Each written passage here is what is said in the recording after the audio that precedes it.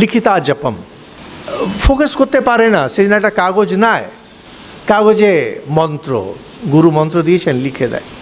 ও অনেক সময় বলে ওটা লিখতে নেই, শুধু ওম লিখলো, ওম নমঃ শিবায়, পুরোটা লিখলো না, শুধু ওম লিখলো, কিন্তু মনে মনে পুরোটা বললো ওম, আবার মনে মনে বললো, আবার লিখলো ওম।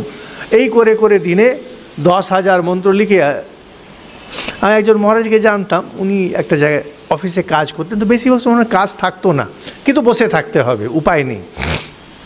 উনি ওই কাগজে ওরকম গুজি গুজি গুজি গুজি গুজি করছেন। আমি দেখেই বুঝতে পেরেছি ইনি এটা লিখিতা জপম করছেন। আমি একদম বললাম যে এটা আপনি লিখিতা জপম করছেন না? তো উনি হাসলেন, বললেন যে হ্যাঁ, লোকে মনে করে আমি এরকম করে আছি, কিন্তু হ্যাঁ লিখিতা জপম। দিয়ে ওটা পবিত্র ওটা নিয়ে গঙ্গায় উনি বিসর্জন করে দিতেন রোজ। হাজার উপায় আছে। লোকে যারা কমপ্লেন করে যে জব ধ্যান হয় না, করি না, ওটা বুঝতে হবে যে এরা চাইছে না, করবে না।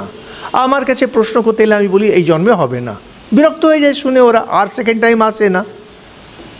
কারণ আমি বললেও তাই হবে, না বললেও তাই হবে। যে করতে চায় হাজারটে। আরে রোমিও জুলিয়েট যখন প্রেম করতো, জুলিয়েটের সঙ্গে দেখা করার জন্য রোমিও সে কীভাবে দড়ি ওখান থেকে ঝুলিয়ে তো সেটাকে ধরে দুশ্মনের বাড়িতে ঢুকে যাচ্ছে। যে যাকে ভালোবাসে তার জন্য পথ খুঁজে বার করে নেয়। এখানে ঈশ্বরকে চাইছেন, পথ বার করতে পারছেন না, তার মানে আপনার ইচ্ছে নেই। লোকে একটা মেয়ের প্রেমে, তুলসীদাস নিজের বউয়ের প্রেমে এমন উন্মত্ত, কাহিনী রূপেই আছে। হ্যাঁ, মরার উপরে, মরাকে ধরে নদী পেরিয়ে গেলেন ভাদ্র মাসের জলে, কাহিনী এগুলো। কিন্তু দেখাতে চাইছে এইটাই, যাকে ভালোবাসে তার জন্য মানুষ কি না করে বসে। একটা মেয়েকে তখন বলছে, রত্নাবলী তার স্ত্রী বলছে, এই ভালোবাসাটা যদি আপনার শ্রীরামচন্দ্রের প্রতি হতো।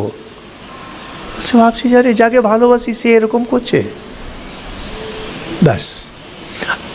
এখন একটা যখন মেয়েকে ভালোবাসে মানুষ, কোথায় থেকে কোথায় কি করে বসে। আর যে ঈশ্বরকে ভালোবাসে সে নাকি সময় পায় না জব করার। একটা মেয়েকে ভালোবাসলে ঘন্টার পর ঘন্টা দাঁড়িয়ে থাকে বাস স্ট্যান্ডে, ঈশ্বরের নামে যখন জব করবে 5 মিনিট বসলে নাকি আসনে ব্যথা করতে শুরু করে। তো কি বলবেন? এই জন্যে এইগুলো বলা হয় যে আপনার দ্বারা হচ্ছে না, মানছি, অন্য বিধি আপনি করুন, হাঁটতে হাঁটতে করুন, বাসে যেতে যেতে করুন। আঙুলটাকে এভাবে হাতে রেখে দিলেন, রিমাইন্ডার যে আপনি জব করছেন, কিন্তু তারপরে নাড়বেন না, গুরু বারণ করে রেখেছেন আসনে না বসে আঙুল কাউন্ট করতে নেই।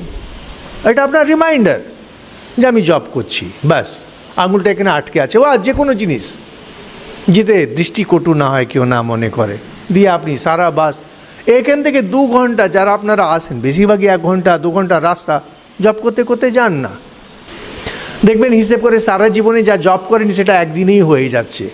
কিন্তু করবেন না, কারণ মন ছটপট, পাশের লোকে কি বলছে, পাশে ওরা কি আলাপ করছে, ওটাতে আপনারও কিছু বক্তব্য যোগ দেওয়ার আছে কি না।